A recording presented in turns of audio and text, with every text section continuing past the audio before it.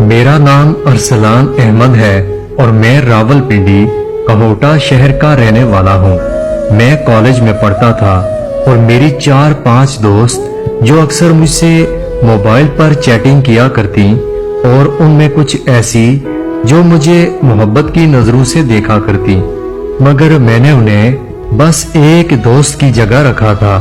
और मेरा एक ऐसा दोस्त जो मुझे मोहब्बत से दूर रहने का मशवरा दिया करता, मगर ये बातें मेरी समझ में आने वाली नहीं थी। मेरे बड़े भाई दुबई से आए और उनकी शादी हो रही थी। जैसे शादियों पर पूरा खानदान एक साथ इकट्ठा होता है, ऐसे ही सब इकट्ठे हुए। उनमें मेरे बहुत से कजन्स थे। उसी दौरान अचानक हमारे घर में बड़ी खाला की फैमिली आई और उनके साथ बड़ी खाला के हमसाए भी थे। वो भी हमारे दूर के रिश्तेदार थे जो कि अम्मी के कजन थे। उनमें उनकी छोटी बेटी भी आई हुई थी जिसे मैं नहीं जानता था और ना वो मुझे जानती थी। ये काफी दूर हरिपुर से आए थे। सबसे सलाम दुआ हुई और उस कजन ने चेहरे से नकाब उतारते हुए मुझसे सलाम दुआ की और हमारी नजरें एक दूसरे पर काफी देर टिकी रही। फंक्शन होने लगा, सब मसरूफ हो गए।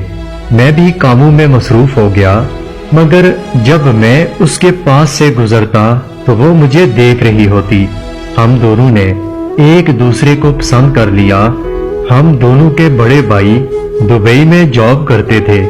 भाई की शादी के इख्तिताम पर सब कजन्स मुझे छेड़ने लगे कि अब तुम कब शादी करोगे।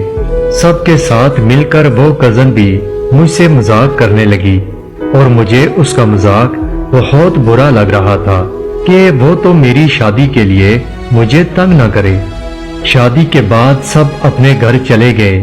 काफी अरसे के बाद मेरी छोटी खाला की बेटी का हरिपुर जाना हुआ तो मैंने अपनी कजन के लिए उसके हाथ एक तोहफा और एक खत भेजा और कजन से कहा कि मेरी ये सब चीजें मेरी उस कजन को दे देना। मेरी कजन ने उसे सब चीजें दे दी और उस कजन ने मेरी कजन से मेरा नंबर भी ले लिया। कुछ दिनों के बाद जब मैं जुमे की नमाज की तैयारी में मसरूफ था तो उस कजन की तरफ से मुझे मैसेज आया। उसने अपना तारफ करवाया और हमारी रोज बात होने लगी। हम एक दूसरे को बहुत चाहने लगे। पूरी रात बातें करना, फजर के वक्त नमाज पढ़कर सोना, एक दूसरे से कस्में वादे करना, सब बहुत अच्छे से हो रहा था। उसके भाई को उसकी शादी की बहुत जल्दी थी। मैंने इसी डर से कॉलेज की पढ़ाई छोड़ दी और मैं जॉब ढूंढने में मसरूफ हो गया। मगर बदकिस्मती से उन दिनों कोरोना वायरस आ गया और हर तरफ हालात बिगड़ चुके थे और मुझे कोई जॉब न मिल सकी। मैंने अपनी कजन से कहा कि अपने भाई से हमारी शादी की बात करो, तो उसने कहा भाई जहां शादी करवाएगा मैं वही कर लूंगी। फिर मैंने उसे कहा क्या हमारे वो वादे, वो कस्में, क्या वो सब झूठ था? तो वो कुछ न बोली। मेरे बड़े भाई ने उस कजन के भाई से हमारे रिश्ते की बात की तो वो कुछ न बोले और वो नाराज हो गए और हमें कोई जवाब न दिया। हम लोग समझ गए कि वो लोग इनकार ही करेंगे। मुझे बहुत अफसोस हुआ कि अगर शादी नहीं करनी थी तो मुझसे मोहब्बत भी ना करती। काफी वक्त के बाद पता चला कि उसके भाई ने उसकी शादी कहीं और करवा दी और वो अपनी जिंदगी में बहुत खुश है और उसके घर औलाद भी हो चुकी है।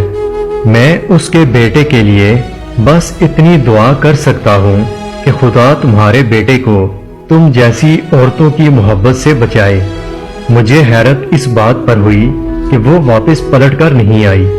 फिर मुझे ख्याल आता है कि अगर उसे मुझसे मोहब्बत होती तो वो पलटकर जरूर आती। मैं उसे मोहब्बत करता रहा और वो टाइम पास करती रही। मैं उसकी यादों और तन्हाई के साथ साथ डिप्रेशन का मरीज बन चुका हूँ। पूरी रात नींद नहीं आती। सुबह सुर्ख लाल आंखें देखकर लोग वजह पूछते हैं। किसी को क्या बताऊं कि नींद नहीं आती।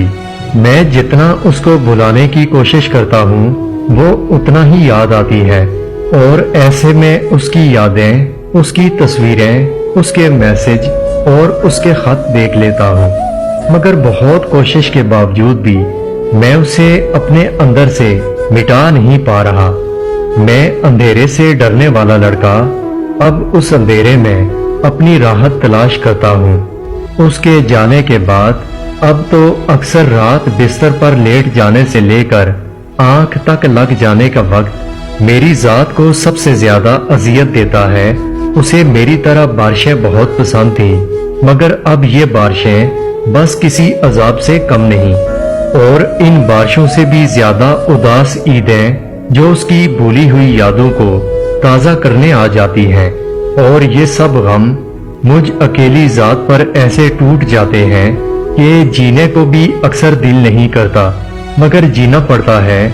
आखिरी बात कहना चाहूंगा, शायद ये सब कभी वो सुन सके कि मैंने उसे और उसकी दी हुई अजियतों समेत उसे माफ कर दिया, ताकि हमें मैदान हशर में दोबारा खुदा के सामने मिलना न पड़े, और वो जहां रहे, जिसके साथ रहे, बस खुश रहे।